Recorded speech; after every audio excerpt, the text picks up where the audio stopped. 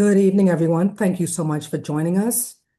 My name is Corlette DeVoe, and we have along with me my co-host, Dr. Teresa Clark, who will introduce herself in a minute, along with Dr. Crystal Rowe. Today, we're going to talk about something that is truly important to everyone on this call. That is caring without crisis, supporting loved ones with dementia at home or in a facility. We have two choices as we age, to age at home or to age in a facility. So we have our special speaker this evening that's going to talk about that and what it looks like. Because the reality is, if you're on this call with us, it is because you care deeply about someone living with dementia. And that kind of care does not come with a manual or a book. It comes with love, patience, fear, exhaustion, guilt, moments of strengths and weaknesses, and all kinds of things. So tonight, discussion is called Caring Without Crisis. We have Ali, who's going to speak about it. He is very knowledgeable in this space. He has about 5 assisted living facilities throughout the state of Florida. So we want you to know that this is, we all on this call understand what you're going through. This, as we say every month, is a safe space for you. There's no judgment, only shared experiences, practical insights, and support. We talk about what dementia care really looks like at home, what changes, the signals that you need to look for, the help that you need, the facilities that can possibly support you, whether it's in the Bahamas or in the United States. So I want to thank you for joining us this evening. We have as our speaker, Ali, but before we bring on our speaker, I'd like to have my co-host, Dr. Teresa Clark and Dr. Crystal Rowe, introduce themselves. Dr. Clark? Good afternoon or good evening to all, and Happy New Year. I am Dr. Teresa Clark. I am a physician scientist in Alzheimer's research, and I am also a health educator as well. And it's a pleasure to be here and happy to have all of you tonight. Fantastic. Thank you so much, Dr. Crystal. Hi, good night, everybody. I am Dr. Crystal Rowe, geriatrician, hospice and palliative care specialist, dementia practitioner. I am based locally here in the Bahamas, and I am happy to be here tonight as a part of this support group. Fantastic. Good night, everyone. Thank you so much. If you have not submitted your name to be a part of our support group, we have a WhatsApp group. Please drop your name and phone number in the chat, and Dr. Clark will add you to our support group on WhatsApp. So now I'm pleased to introduce you to our speaker this evening. We're going to do something different. We're going to make this an informative two-way discussion, conversation. We have Ali, and I am not going to mess up Ali's last name. So Ali, please introduce yourself and take it away from here. Thank you. Hi, everyone. Thank you for having me on your wonderful show this evening. I really appreciate it. And thank you, Alex, as well. So my name is Ali Mandsaurwala. I'm 45 years old. I've been an owner and operator in home health space for the last 15 years. So I've had the opportunity, the famous saying, it's not just the destination, it's the journey. Well, I've got the experience to see the final destination and the final part of the journey thousands of times in my career.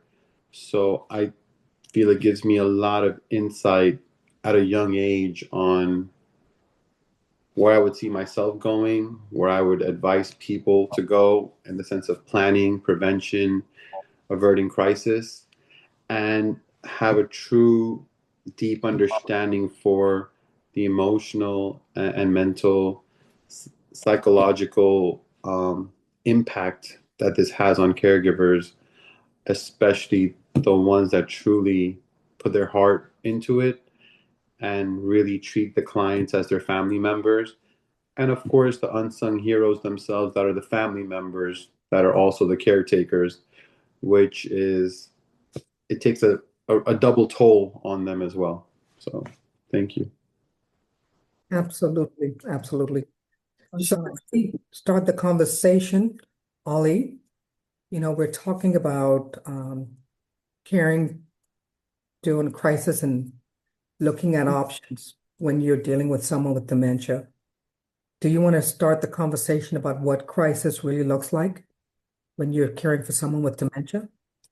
Uh, you know, I don't think it's ever a crisis. I just think that many times we get put into situations that we didn't know we were going to fall into. So what I mean by that is I have a saying, right? Sometimes you want to be reactive and sometimes you want to be preventive. And many times the people that we come across, eight, maybe 2 out of 10 are being preventive. The other 8 out of 10 are being reactive to some situation that fell into their laps that they just weren't expecting. From So that's where I think if you look at crisis, you can avert the crisis if you can grasp yourself with all the tools that are out there today, from just YouTube videos, asking ChatGPT, friends, the Alzheimer's Association itself. There's so many tools that you can start learning ahead of time. And now with advanced technological things like um, testing for Alzheimer's and Lewy bodies at a young age, see if you yourself are predisposed, all these little trinkets that are out there that have advanced in the last 25 to 30 years can truly help you avert a crisis, and possibly as the caretaker themselves lets them know, if it happened in my family, it happened to my parents, I might be you know vulnerable to the same thing. So I think in a lot of ways the crisis can be avoided and the tools are out there, but we just have to have people stop being reactive and maybe look at it as a preventive measure, and a lot of things will be much easier to transition with. Okay, fantastic. I like the word preventive, right? Um, there's an old saying that says prevention is better than cure, right? And so in this case, the prevention and is understanding and learning and identifying things before they happen. If you start seeing changes with someone's behavior, then that's where you want to take them to be checked for different things. And that's where you would call If you don't know anyone else to call, you can know Dr. Teresa is someone you can call. She goes all over the world to do this. And that's a way to find out sooner rather than later, is what you're saying. Exactly. Okay. So I want to ask, Ollie, I want to ask the folks on the call here, based on what Ollie said and based on what you're experiencing right now, when you hear the word crisis, what comes to mind when it relates to someone that you're dealing with dementia? Any thoughts? Ollie, yes, but I'm throwing the question out to the attendees. Oh, of course, please. Anyone? Could a crisis be where you feel like, oh my God, this is just too much, I can't handle this? Has anyone felt that way?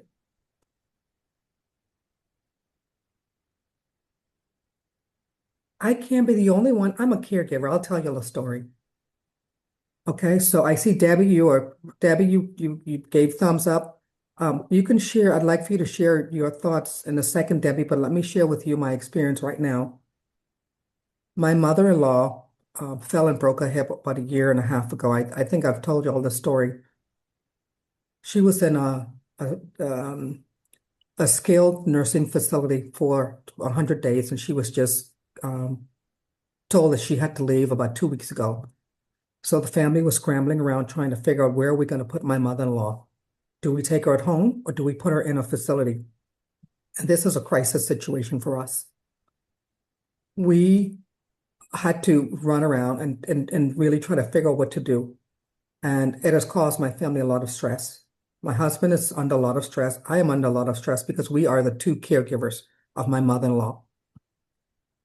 So we looked at it as a family and we had made a decision. We put her in a facility And one of the things that when you put someone in the facility, and Ali, you have 5 facilities, you can attest to this, it is very scary. And you have this level of guilt when you put someone in a facility. But one of the things that our doctor said to us is to relieve the anxiety, because this is my husband's mother, we put a camera in her room. And anytime we feel a certain way, we just pull the camera up and we can see her because she's being cared for. So it's very difficult to make the decision to do that. That was the best decision for us. Has anyone had any experience like that? I just want to add and say a couple of things, it if you're caring for someone with dementia, I just want to say don't ever think you're failing because dementia is just hard. Mhm. Every single day is different, and I'm sure Dr. Clark can attest to that in a very profound way if you ask her to break it down. And the other thing is when as Corlett keeps saying crisis, what I want to add to that is how do I say this in a very simple way that most crises don't happen because families don't care or there's no love in the house. Mhm. They really happen because the family member has been doing too much for too long without help. I just wanted to add that. Right? And it's also because you did not, you know, sometimes we miss the signs. The reality is, you know, we see the signs before the doctors do, but sometimes we just ignore the signs. And it is, it's not your fault, nobody's fault. It is just we're all going through life, and sometimes we just miss that. So it is a difficult road that we're all traveling right now. We're all in this space together, and that's why this support group is so important. Dr. Clark, any thoughts? Yes, you know, in the term being crisis, it doesn't have to be huge. It can be very small. But even a small crisis feels huge, particularly if you just don't know. Mhm. As I mentioned before, there are mothers on this call where, after having our children, and you're driving home from the hospital, the doctor delivered your infant, but he didn't give you an instruction manual. They didn't give it to our parents either. But here it is. Our parents are now older, and we now have to take care of them without that instruction manual. So everything is a crisis. So having to know where to go in order to answer all the questions that you have for this crisis Mhm. is a crisis itself.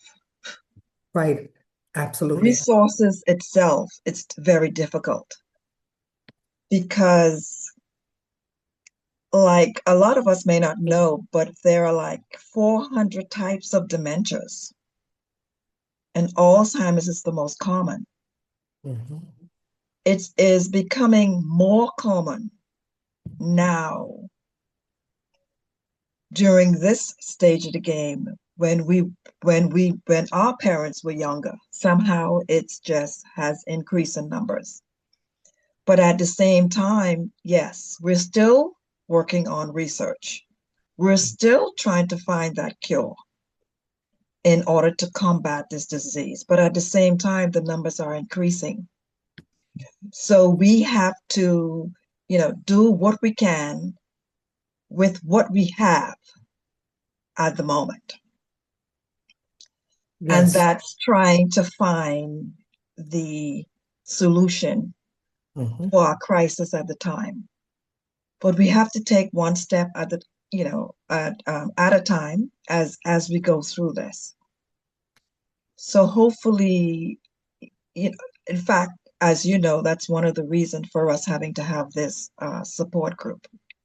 Mhm. in order to direct them into the direction in which they need to for the resources in order to decrease the size of that crisis.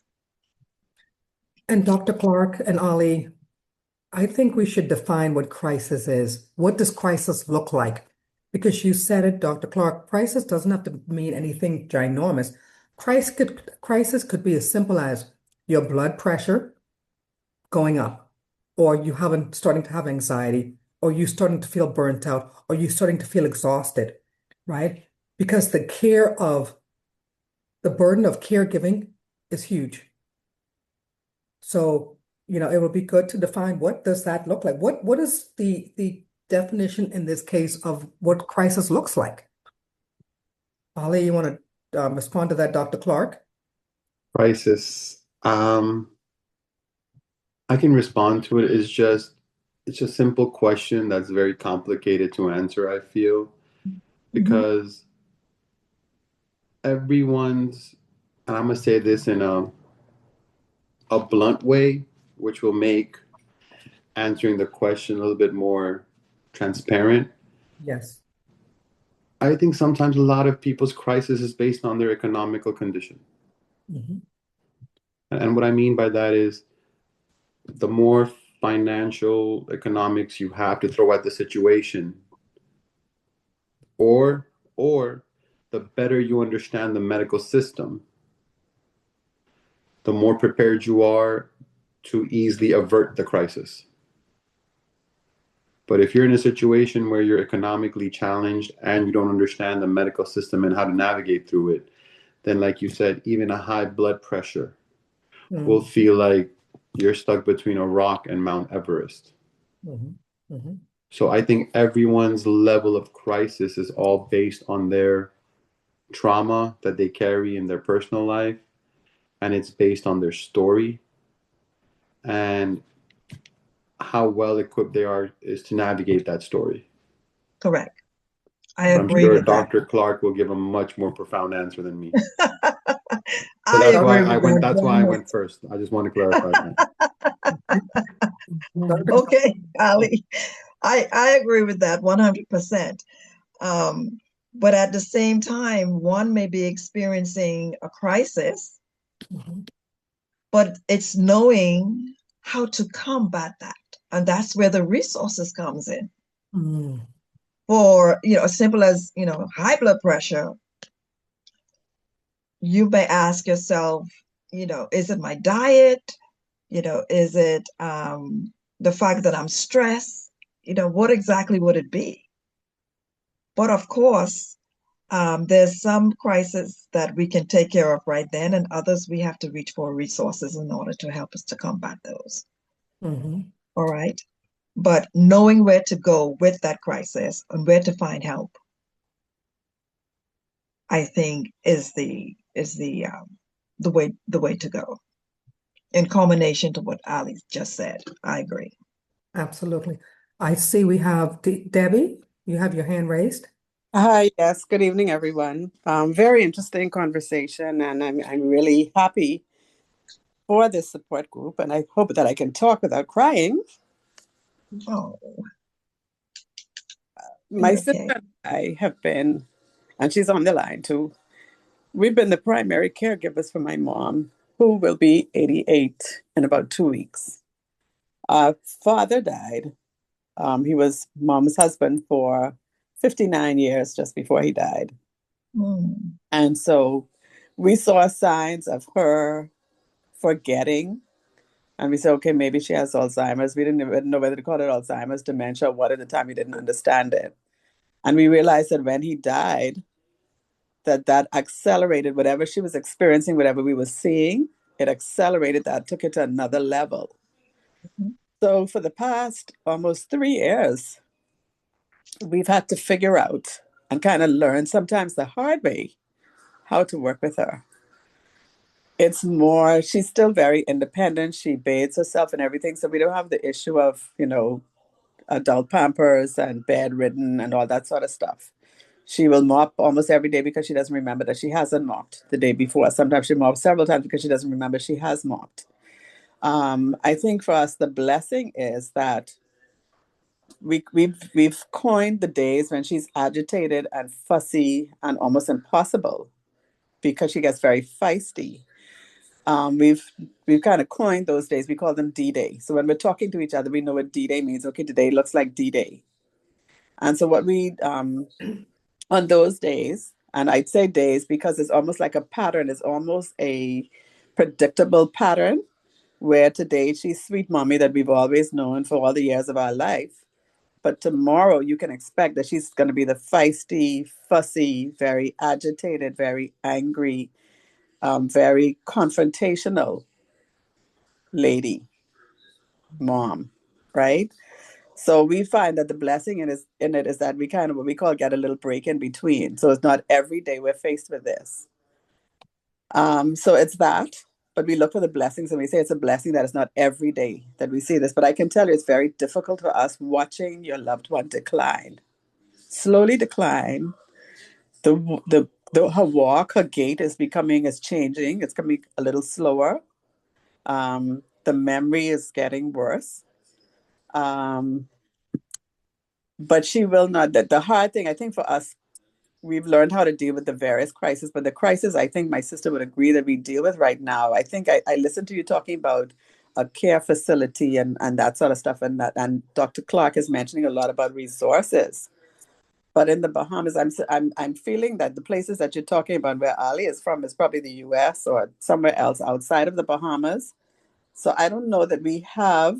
And Dr. Clark can help me. I don't know that we have the kind of modern facilities that are set up to handle situations like this, or caretakers. Like we just said, one day we feel like, when she becomes, and we don't want to say it, but we have to face the reality, when she becomes not able to be as independent, not able to take care of herself as much, we still have to go to work. At this point, the crisis for us is that she will not allow us to bring anybody in. And we feel too that if somebody comes in, if we get someone to come in, are they going to stay? Because she can become very confrontational. She's hallucinating as well. She's seeing people all the time that are not there consistently. And this is whether she's having a good day or not, D-Day or not. She's seeing people and she's fussing them around and cussing them, right? But, you talk about resources. Where do we find those people? Our crisis is having to go to work and leave. And she's like, are you going to leave me? I'm going to be alone again. I'm really sorry, but we really have to go to work and you won't let us bring anybody in. Because she said, I will not let them in. I will lock the door. I will tell them to get out. I will not let them stay. So for us, that's the crisis. I don't want to take up your meeting, so I'm going to stop here. But it is difficult, and we know that there may be a time, if she lives that long, that we will have to find somebody.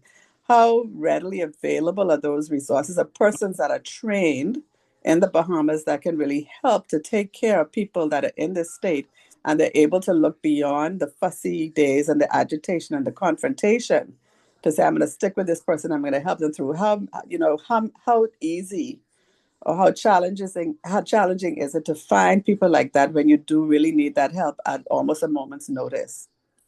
I'll stop there because I could go on all night. Trust me. Two things, Debbie. I'm going to let Dr. Roll just came back in. Dr. Roll, I'm not sure if you heard Debbie's comments. It would be great if you can share some insights. Dr. Clark, do you have any insights here? Because your comments and questions are multifaceted, Debbie. Yes. I think that Dr. Roll could possibly speak to the resources in the Bahamas for dementia patients and that live at home. And Dr. Clark also can provide some insights and some resources. I think it's good for you to have, for all of you on the call, to have access to support services and to resources, because that will make your journey just a little bit easier. Dr. Clark, any comments? Dr. Roll? Can you hear me? Yes, we can. Yes. Okay, so for Miss Debbie and your sister dealing with your mom, conditioning is the key.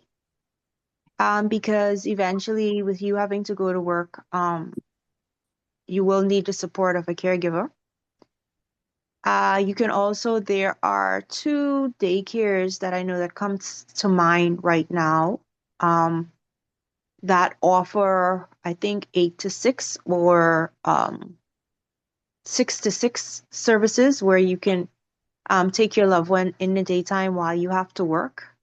Mhm. And that too requires conditioning because it is a new space and a new environment.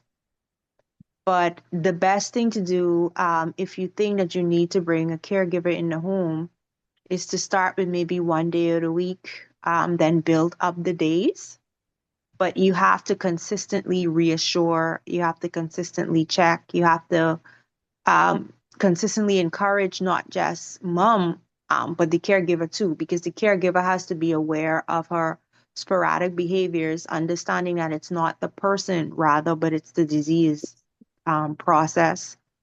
And that's just how it goes in terms of the brain. You know, it's the brain malfunctioning in different areas. That's as simple as I can say it in terms of how persons behave or present with dementia.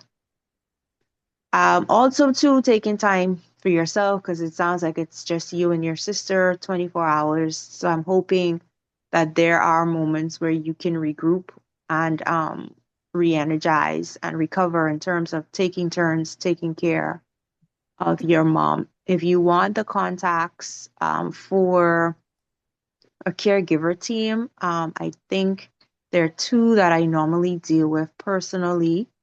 And if you want the contacts for the daycares that are registered here in the Bahamas, I can give you those contacts as well. Okay, thank you. Yes, I think for her it'll be difficult to take her somewhere and leave her. I'm quite not quite sure that would work. So Um, bringing somebody in would be easier. And so I'd welcome, that contact information, in the event that we do need to use it. Not right now. And just on your point, we do take breaks. So we actually live here a week at a time. So we switch over on Thursdays each week. We go to our home, but we live here. We switch over. So it's one of us at a time. So we do get a little bit of a break. We had to work it out. Mhm. Yes, I'm sure that it will work out. But I just want to add to you, Ms. Sonical, and your sister, that this disease is extremely complicated. Every person on this call who are caregivers to individuals, they will be experiencing different symptoms, not all at the same time. For instance, I would always say that this disease is not a cookie cutter disease because some persons will experience like hallucinations while some will not. There are different types of symptoms that they would exhibit that will tell us as caregivers the stage in which your loved one is in of this disease. And also the type of symptoms that they are exhibiting, that we're able to determine the type of dementia that your loved one has. And like I said, there are over 400 types, and Alzheimer's is the most common. In the Bahamas, the most common type of dementia is vascular dementia because majority of the people are people of color and they experience hypertension, strokes, cardiovascular events. So there are 4 common types of dementia. Alzheimer's is the most common, vascular is second, Lewy body, and another that I cannot bring to mind right now. But every person will experience different types of symptoms, and it'll be nice to know through education as we're expecting to do workshops, hopefully this year, on um, teaching caregivers on various symptoms to expect during the time that the person may experience some type of dementia, so that you would know. Our whole goal for this group is to educate you on this disease itself. So, it will take time. We want to, be that resource for you. I am always available if you need to reach me. I think, Ms. Onicle, I think I had put you in the group. You can always call me, or either one of us, and we'll get back to you, giving you the resources that you may need. Even in the time of crisis, we can reach back out to you and lead you to the direction in which you need to go. Thank you very much. Thank you. You're welcome. Can I just add one thing? Absolutely, Ali. Debbie, this is just my advice and my personal opinion on years of just going through it. You keep giving yourself self-limiting roadblocks that make you believe that there's no one out there besides you and your sister who can care for your mom. I promise you there's individuals out there. I'm in Miami, Florida, so I have a different perspective on elder care.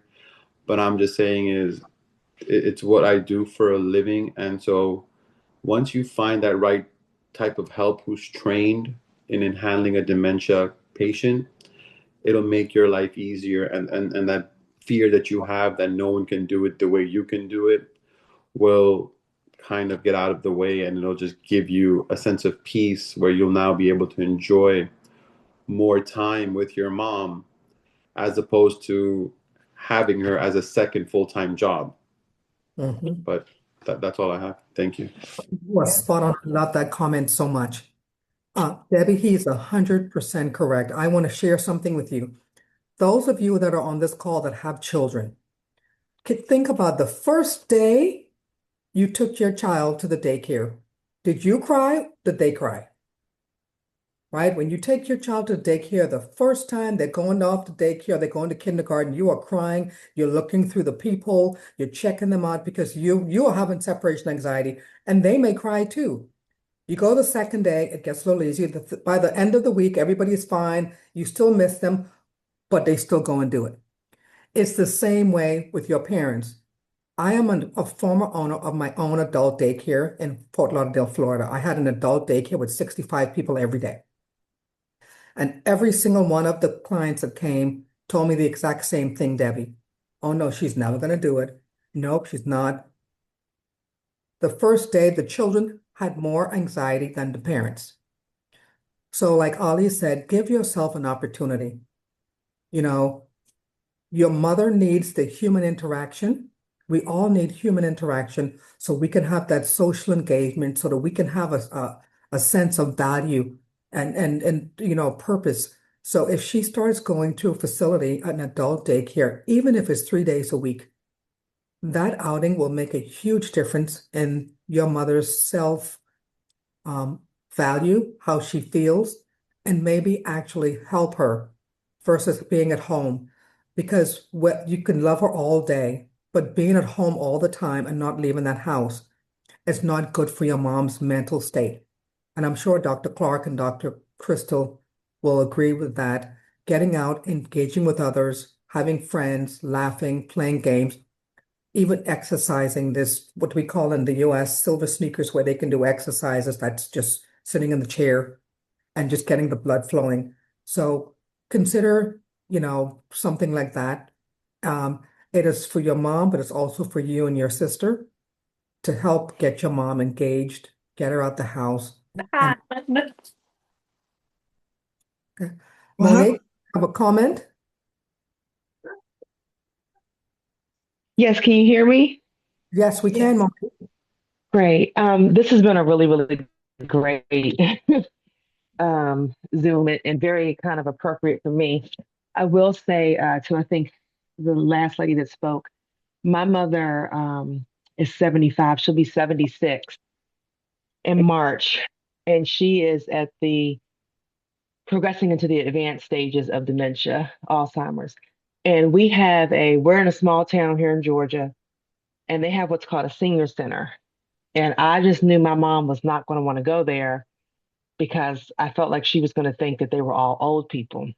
Mhm. And so she actually started going and really, really enjoyed going. They would do crafts, they would play games, bingo, just the interaction.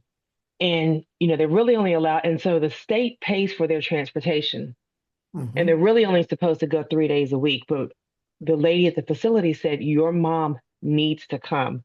It's important. So she's Mhm. able to go 4 days a week. And it really has made all the difference because she's around other people her age and they Mhm. could talk and do different activities. So I heard you say your mother is still able to dress herself and mop and do things. My mom is at the stage now where she can't dress herself. So when we talked about crisis earlier, the crisis for me is my husband works full time from home. I'm a realtor and I do insurance. So sometimes I'm out of the house, sometimes I'm here. My mom just told me yesterday she doesn't want to go to the senior center anymore. And this is a lady that used to cry when she thought she couldn't go. Now she doesn't want to go. And she's at the point now where she has a hard time, like kind of talking. I say to me, she's mumbling. Um, she's very slumped over. It's very small, a lot of little small steps. I mean, really rapidly declining.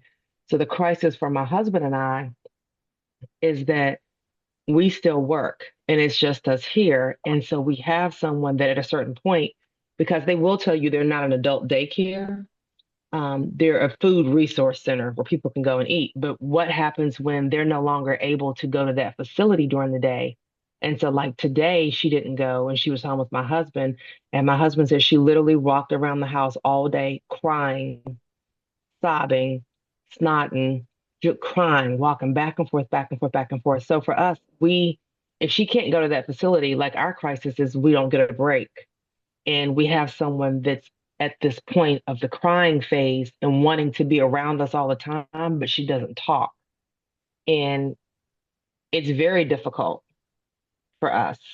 It's very difficult to have someone that just sits there and either stares at you or goes to sleep, or if I leave, she starts crying.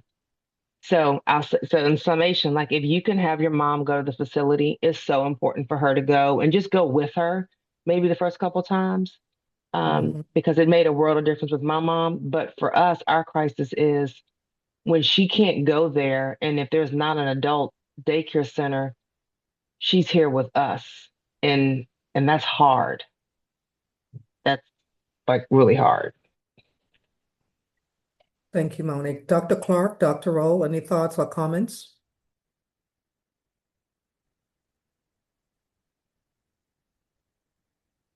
Thank you so much for that, Monique. Is there a way that you can get a caregiver, hire a caregiver during the daytime to be home with your mom when she Well, doesn't go to the so center? so my husband and I talked about that today.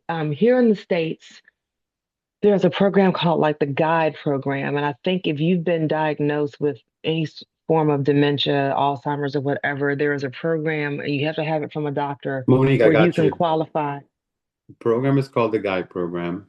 Right. It's basically you have to have been a senior citizen who has Medicare, who has been diagnosed formally with the Alzheimer's diagnosis, who is currently not on hospice. They will get a nurse to come out and check that information. It's only by a handful of certain doctors that are certified to do the program in the state.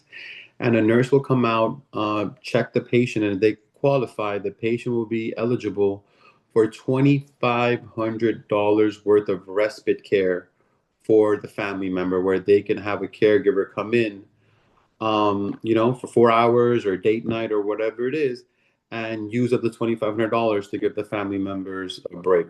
Sorry, Monique. There you go. Monique, that's No, fantastic. I appreciate that. I knew that it was like supposedly like 80 hours or something like that, but yeah, I mean, and So we've talked about that, like having someone that may have to come in during the day. But again, like Deborah, is my mother getting used and talking to them because she doesn't even really talk to us. So to have someone with her, just sitting with her, she's just going to sit there, you know. So, but that may be an option that we have to explore. I don't know if they're able to take them out in cars or maybe take her to lunch or something. And she does have a lady that comes, but I think we're going to look into that option as well because um, we need a break, and it's just emotionally draining and mentally draining. Yes, That is the crisis we're talking about. That is the invisible exactly. weight. Absolutely. Can I say Yes. something? Yes, Oh, go sorry. ahead, Holly. And then Dr. Roll, Dr. Crystal, go No, ahead. go ahead, Dr. Roll, please. Roll. Okay. Um, I just have a question. Did something happen that changed her mind from wanting to attend the center that she previously enjoyed? And see, I was curious about that. Like, did something happen? Hmm? And I don't know, like typically, like if something happens, the lady at the facility will call me and say, you know, your mama was crying today, or your mom. I don't know that it's something that happened because there are other seniors that go that I kind of have communications with outside of the center. She's just getting to the point now where she does not communicate. She'll talk to my aunt. She likes talking to my aunt. My grandmother will call and she will ignore the phone. I don't know that there was a situation that happened or more she's just not socialized. She's not social. Um, so no, I don't know if there was a situation. I suspect that maybe something didn't happen. I think it's just the progression of the disease because she won't even really talk to us here. She'll sit around us when we're talking, and every now and then she can pick up on something and laugh, but she just doesn't talk. Okay. You mentioned that she talks to your aunt. Is your aunt nearby that maybe you can schedule dates with her? No, so this is the thing. I'm an only child, and we live in Georgia, and the rest of our family is in Virginia in the Washington, D.C. area. Oh boy. So I have my mom that lives with us, and my dad has vascular dementia that Probably get a response. he's in an assisted living facility. And the thing is, when we were talking about crisis and how to deal with it in facilities, my mom, like they're so expensive, the assisted living facilities. I don't think she's at the point where she's ready to go there. I think she would be very much aware of that she was there. I think she'd be unhappy. She'd be crying for me. She's still conscious of what's going on. He can afford to be in a place like that. She can't. Like she doesn't make enough money to be in an assisted living facility where I could go visit her, where she could get the care. So now when I get up in the mornings, I got to get up. Like if we're going to church, I got to get up. I have to physically wash her. I have to help her get on the toilet. I have to get her dressed. I have to do her food.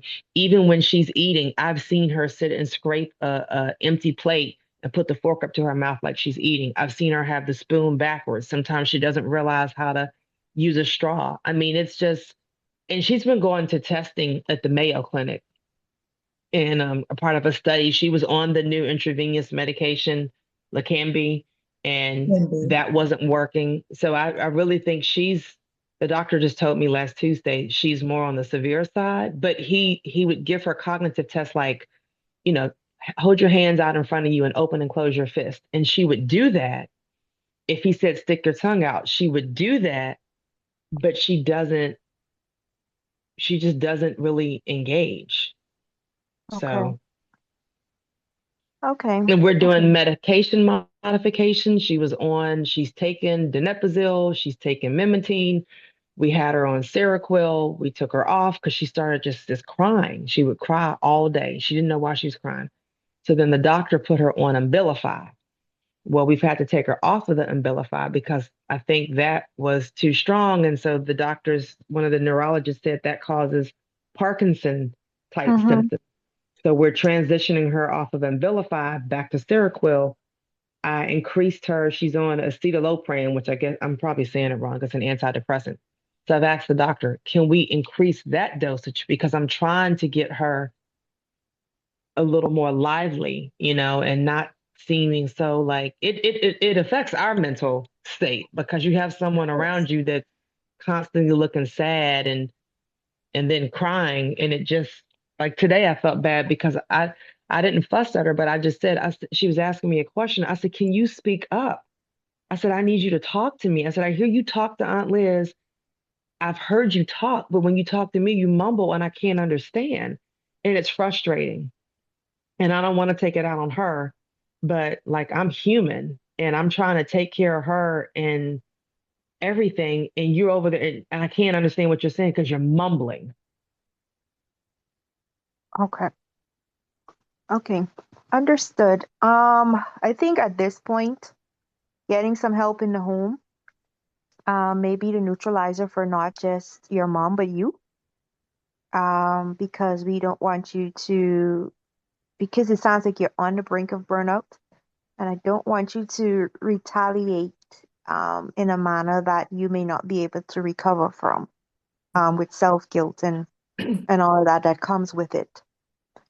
So perhaps look into the option that Ali mentioned earlier and see if I'm limited in what options are available in Florida, and see if there's anything that you can do to even just maybe start with a day or two and then eventually increase the days. But for now, I think there has to be another person involved just to give you a break and maybe to give your mom a bit of a reset at this point. It sounds like you're at that junction where you need the assistance. Yes, I agree very much so, Dr. Roll. And I also think that you're not to find just anybody just to fill the space. You have to find somebody who has experience in taking care of persons with dementia, all stages. Because at this point, that's where it's very important. And you may not need just one person, you may need two, including one who can assist during the weekend to give the one who works during the week some time off as such. But I would try to reach out to you sometime tomorrow concerning some other questions that I have. And we'll take it from there. Monique, I think Ali said that it's about $2,500 a month. If you think about that $2,500 a month, No, it's for the year. oh, For the year. Yeah. Nice. It's not for a month. wow, 25 for the year, 2,500 for the year. Wow, just they're generous. Okay, so whatever help you can get, Monique, whether it's 1 hour a day, 1 hour a week, that's the respite care that you and your husband may need. And so even if that person comes in and they just sit with your mom, take them outside, um, check and see if they can take them to the park, take them to the mall. That 2 hour reprieve out of the house might be beneficial for you and for your husband because you both seem like you work from home. I think you both need it. So, Dr. Clark wants you to reach out to her tomorrow. She has more questions. Thank you so much for sharing, Monique. That's what this forum is all about. Does anyone else have any? I know Lynette, you did have a comment in there, and I think Dr. Clark pointed that out as well. To find someone who's well experienced with the various stages of dementia that can provide support to your family. There has to be caregivers in Georgia that can help you just take your mom out to give you just a little break. If you can find someone, that would be great. That would be helpful. Yes, Give you the respite that you need. Okay. exactly. Mhm. And the other thing I would say, Monique, is Dr. Clark talked about education. She's putting together an educational program. I think it is so important for people to start having education on how to handle these kinds of situations because it's not easy. It's never going to be easy. But if you're educated on the different things to look for and ways to handle it, maybe that would just be a little helpful for you and give you a little reprieve. Okay, so stay tuned. Anything else, Dr. Clark? Any? At the moment, no. At the moment, added to that, nothing. Okay, may I Monica, answer something? yes, Mhm. go ahead. Yes, because I was in connection with my mom. Well, she just turned 88 in November.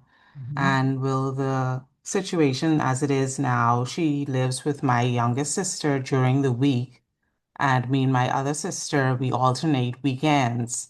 And it I say in instances like where my mom, she's watching TV or what have you, there's not much to stimulate the brain. But like say once you take her out and you're commenting as you drive along and trying to get her engaged, like she would just go on another level and she would perk right up.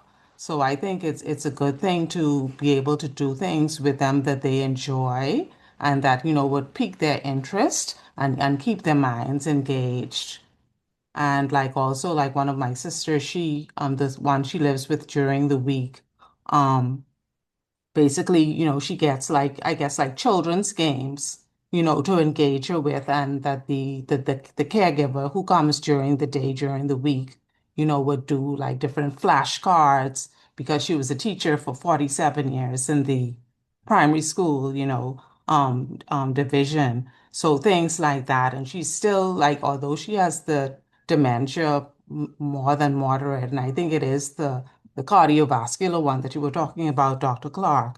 But Mhm. like the teacher in her comes out, like say if she's listening to the radio and somebody mispronounces something or uses bad grammar, and she would correct them. So that is still very much in her, So it's just keeping them engaged in things that they enjoyed before all of this dementia and what have you, came on board. Mhm. Exactly right. Thank you so Exactly right. much. Thank you. Yes. Um, Mhm. any additional comments, thoughts? Also, with my mom, she is 88. She's also a former teacher, but we have never had her on any of the medication for dementia. She's never been on any type of continuous medication. She likes to be out. And how, like, the various parishes within the Catholic Church. She taught in the Catholic system for what, 46 years? But how the churches will soon be starting their fairs. We take her to the fairs and she gets to see people who she haven't seen for quite some time. And you could almost leave her with them because they have things to catch up on and it brings out a different life in her. Um, Without the fairs, she still likes her favorite places to eat. And so we take her there, at least on a Saturday, maybe after Mass on Saturday evening, or sometimes out for a drive, it's just some of these. Some people would say that there are simple activities that you can do, but when you're working all week and then you have to take care of a loved one, something like a drive, which ordinarily might be relaxing for you, you just want to stay home, because you're tired. But these are little things that we do with mom. Fortunately, my sister, she is a caterer, so she has a better work schedule. She has more time to deal with mom. And so wherever she goes, mom goes. So if she's running errands, mom is there in the car with her.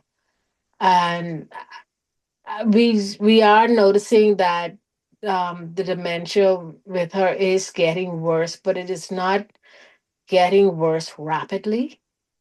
And so that there is a plus for us as well. We are at the point right now where we would like to look for someone to come and help her, to help us out with her. We don't know exactly how she would respond to it as yet. So we said, whoever we find, we will probably have her for maybe a few hours, a few days out of the week, sometimes with us being there, and then gradually with us leaving her with the person so that they could get comfortable with each other. And so I think that is the next step for us. So probably sometime before Easter, we would start looking into that. Fantastic, fantastic. Yes, Great job. great idea. Mhm. Wonderful. You seem to be managing this crisis situation very, very well with your sister. We appreciate your comments, Monique. Thank you so much. Ollie, do you have any additional comments as we prepare to wrap up? I just wanted to say one thing is one word that works in my world a lot is called redirecting. Redirection is a very big word. For example, just as what I mean is my grandma doesn't want to bathe, but guess what? Oh, I tell her so and so is coming to visit her and they want to see her looking pretty, and now she's ready to go bathe. So redirection is very critical with dementia patients. Number two, there's no difference between a 2.5-year-old and an 80-year-old when they have dementia. So the same way you would treat your 2-year-old is basically similar to how you would treat your 85-year-old mom, grandma. Number three is sometimes just love the good day for the good day that it is without any false hope of expectation. A lot of times we as family members that are the caretakers see that our parents or loved ones are having a good day and we believe that there's at this point there isn't, but there's improvement, they're getting better, but it's just temporary, and just take that good day for the good day that you got. And last and least is I had one more, but it's not coming to me now. But that's all I have. So thank you. That is fantastic. You're absolutely correct. It is, you really have to take one day at a time. Whatever that day brings, that's what you embrace. The good, the bad, and everything else in between. And don't feel guilty if it's a bad day. Don't feel guilty if you can't do everything that you need to do. You know, the fact that you are there shows that you care. I see Dr. Crystal, Dr. Roll dropped something in the chat that says, for those looking for an excellent caregiver support team, contact Nurse Bullard. Absolutely. If you're interested, there's some information in there. My schoolmate, Lynette, also says Psychology 101 has to be in full effect when you're dealing with dementia patients. Absolutely. Redirect, Ali, is what you said, 100%. When they're thinking, when they're trying to elope, redirect. When they're being angry and they want to spit on you, redirect. When they don't want to eat, redirect. Everything that is not conforming, that is not what is supposed to be at that time, just redirect them. They're just like a 2-year-old, like Ollie said. Redirect them, give them 5 minutes, and they'll shift. Yeah. So things in 5-10 minute increments. That's the best you can. And this may sound like a double-edged sword, and it is, but remember, with dementia patients, they will mostly lose their short-term memory. So even if you guys had a bad argument, or you thought you were too rough on your loved one, or you had an outburst, or you said something, the other good thing is you get a reset tomorrow, because there's a good chance that they might have forgotten. So in that sense, also when the lights are off and you're by yourself and you're having that cry alone, don't give yourself a hard time, because someone once said to me, always do things from love and not for love. Mm, love it. Love that. Love that very much. Love it, right? Yes. Well, thank you so much, Ollie. You have shared some really insightful bits of information, inspiring. I love it. Dr. Clark loves it. Yes. Dr. Well, Yes. I just want to thank you guys, but I have to get home for another meeting I have at 8 o'clock. So I just want to say thank you to everybody. And if I said something offensive, I apologize. And if anybody wants to pick my brain about anything, Yes, Corlett, please get them in touch with me and I'll be happy to whatever it is that they need, from We'll, resources to just expertise. we'll find you, not to worry. All right. Thank you guys. Have a great night. All right. Thank you so much, too. Bye-bye. So much. Okay. Wow. Wow, that was amazing. Hey, Leonie from Freeport, I see you said something. Did you want to say something, Leonie from Freeport?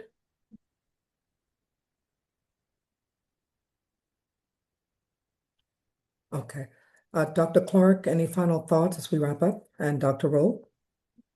Yes. As we wrap up, I just want to tell the caregivers on the line that,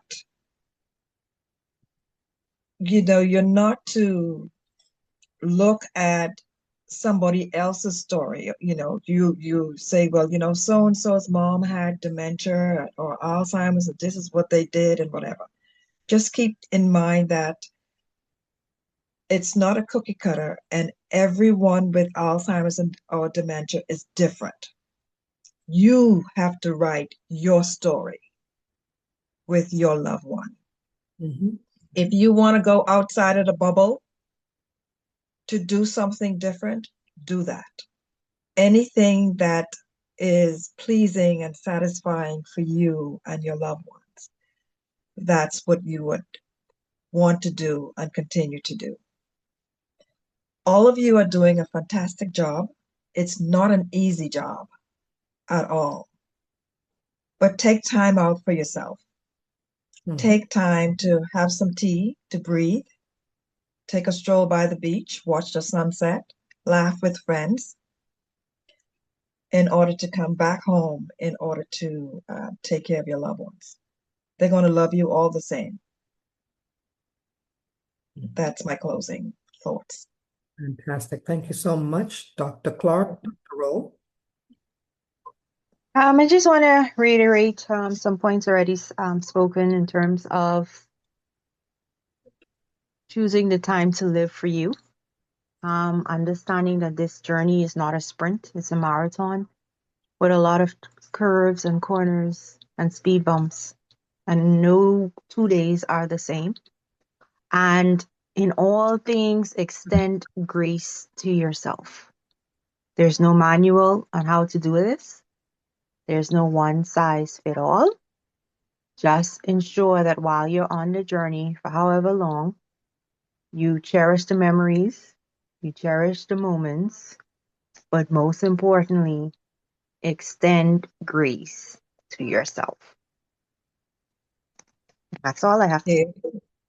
Fantastic. And with that, we will close. Thank you so much, all. We will see you next month, the first Tuesday of the month. Same link, always the same link, 6:30 p.m. Thank you so much. And again, please drop your number and name in the chat if you'd like to be added to our support group. Dr. Clark will add you. Thank you all. Have a great evening.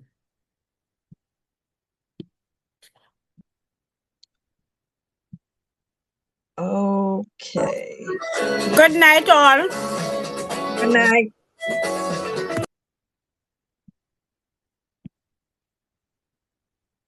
Dr. Clark, did you get the numbers out of the chat before I?